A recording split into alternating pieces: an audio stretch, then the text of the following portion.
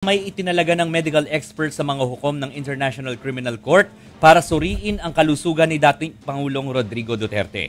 Sabi ng ICC, mga eksperto sa forensic psychiatry, neuropsychology at geriatric and behavioral neurology ang mga ito. Sila ang titingin kung totoo bang hindi na kayang humarap ni Duterte sa mga paglilitis. May hanggang October 31 sila para isumite ang resulta ng medical assessment. September 8 nang ipagpaliban ng confirmation of charges hearing ng dating Pangulo dahil umano sa iniindang mga sakit. Bago nito, ibinasura ng korte ang hiling na pansamantalang kalayaan ni Duterte. Nahaharap sa kasong crimes against humanity ang dating Pangulo dahil sa madugong war on drugs.